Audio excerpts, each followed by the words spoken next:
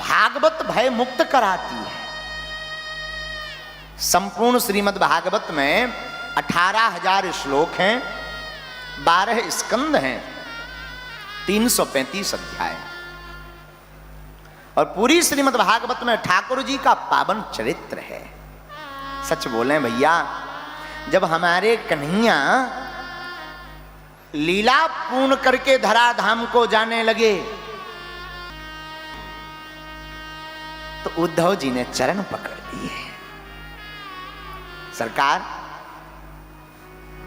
आप जा तो रहे पर हमको आदत हो गई आपको देखने की, आपसे बातें करने की, आपके चरणों के दर्शन करने की। सरकार, आप जा तो रहे पर ये मन कैसे रह पाएगा, ये हृदय कैसे टिक पाएगा, हमारे चित्त को कैसे शांति मिलेगी। हमारे गोविंद मुस्कुराकर बोले, उद्धव जी परेशान मत होइए, आप रोइए मत, हम जा तो रहे हैं परंतु अपना तेज श्रीमद् भागवत रूपी सदग्रंथ में रख करके जाते हैं। जो भागवत की शरण में आ जाएगा वो हमारी ही शरण में आएगा। बोलो भागवत भगवान की जय। साक्षात ठाकुर जी का रूप है भैया। भागवत के प्रत्येक अक्षर अक्षर में हमारे श्याम की श्याम लता समाई है, प्रत्येक अक्षर अक्षर में।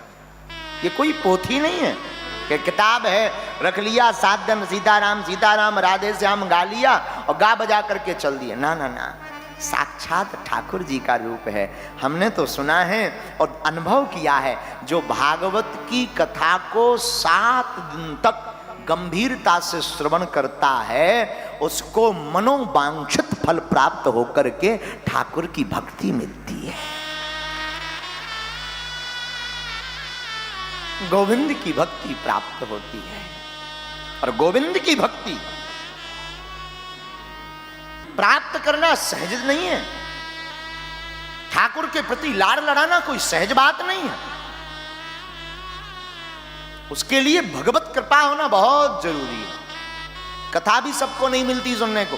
दिल्ली में कितने लोग नहीं है, लाखों करोड़ों, पर कथा कौन सुन रहा, जिन्हें ठाकुर जी ने बुलाया है,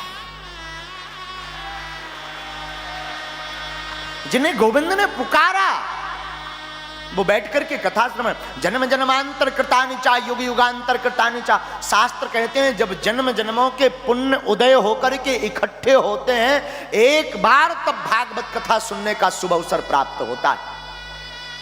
एक बार।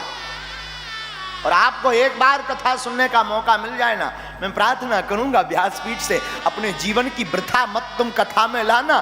कथा से ही तुम मुक्ति ना पा जाओ तो कहना।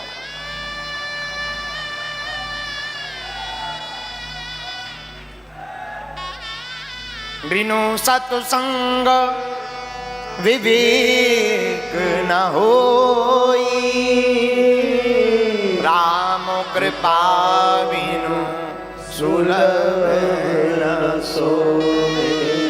बिना सत्संग के विवेक नहीं जगता। याद रखना मेरे पागलो, सत्संग में जब तक नहीं जाओगे तब तक आपका विवेक जागृत नहीं होगा, और विवेक जागृत नहीं होगा तो बुद्धि शुद्ध नहीं होगी, बुद्धि शुद्ध नहीं होगी तो कल्याण नहीं होगा, और सत्संग भी बिना राम की कृपा के मिलने वाला नहीं। लाखों लोग ऐसे हैं, घर से निकलते हैं, हम कथा सुनने जा रहे हैं, कथा के लिए निकलते हैं, लेकिन एक व्यक्ति सबका पैर पकड़े। पूछो कौन? पूछो ना, पूछो कौन? मगर, मां ग और रा, मगर सबका पैर पकड़े। ये मगर इतना खतरनाक है, इस मगर ने हनुमान जी का भी पैर पकड़ा। ये मगर इतना खतरनाक है, इसने आदि जगत गुरु शंकराचार्य जी का भी पैर पकड़ा। ये मगर इतना खतरनाक है कि भागवत के हाथी गज का भी पैर पकड़ा, और हमारा तुम्हारा पैर भी मगर पकड़े। पूछो कैसे? पूछो ना कैसे? हम लोग कथा के लिए निकलते ना, ये मगर इतना खतरनाक है, सबको कैसे पकड़े? जरा उदाहरण देखना। हम लोग घर से निकलते हैं, कोई कहता है क्यों भाई आज कथा में नहीं आए? बोले आना तो था मगर रोहिणी में जापानी पार्क में बागेश्वर वाले महाराज जी की कथा हुई, आप गए क्या? अरे भाई बहुत सुना, बहुत अच्छी कथा हुई, जाना तो हमें भी था लेकिन मगर। अच्छा भाई बागेश्वर धाम के दर्शन, अरे भैया क्या बताएं, हम तो गए बागेश्वर धाम के नजदीक तक पहुंच गए, खजुराहो तक पहुंच गए, गंज तक पहुंच गए, मगर भैया भक्ति की तुमने, माला जपी?